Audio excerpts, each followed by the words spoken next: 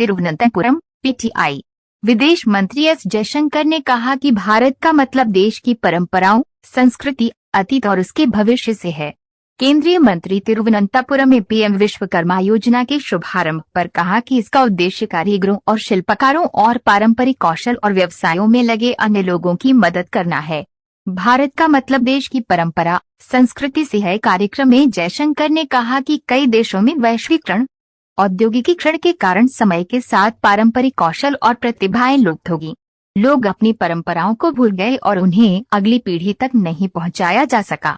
भारत के साथ ऐसा नहीं होना चाहिए, जो सबसे पुरानी सभ्यताओं में से एक है, जिसकी पहचान यहाँ के लोगों की हजारों वर्षों से विरासत में मिली परंपराएं वो संस्कृति है। भारत की पहचान, विरासत और संस्कृति को मजबूत कर रहे हैं। जयशंकर ने कहा कि आज हम यहाँ भारत की पहचान, विरासत और संस्कृति को मजबूत करने के लिए एकत्र हुए हैं, ताकि यह सुनिश्चित किया जा सके कि हमने हजारों वर्षों में जो प्राप्त किया है वे हजारों वर्षों तक आगे बढ़ाया जाता रहे।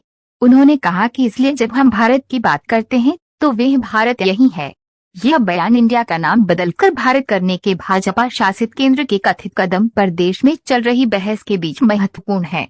कारीगर और शिल्पकार समुदाय की जयशंकर ने की तारीफ। कारीगर और शिल्पकार समुदाय के बारे में जयशंकर ने कहा कि ये वे हैं जो अपनी रचनात्मकता, विचारों और काम के माध्यम से हमारे इतिहास में हमारी संस्कृति की छाप छोड़ते हैं।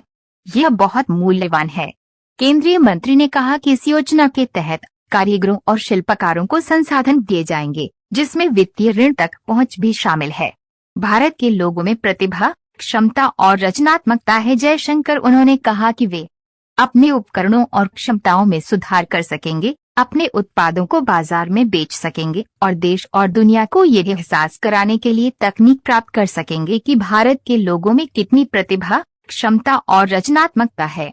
जयशंकर ने कहा कि दिल्ली में जी20 बैठक के बीच हजारों वर्षों से भारतीय कारीगरों और शिल्पकारों द्वारा उत्पादित आभूषण, मूर्तियां, बर्तन, कपड़े और लिपियों को देखने के लिए प्रतिनिधियों के परिवारों और पत्नियों के लिए एक प्रदर्शनी की व्यवस्था की गई। इसी तरह से लेटेस्ट न्यूज सुनने के लिए दूरदृष्टि न्यूज चैनल को सब्सक्राइब करें तथा वीडियो को लाइक करें व अपने सभी दोस्तों को शेयर करें, जिससे सभी को जल्द से जल्द जानकारी प्राप्त हो सके। जय हिंद।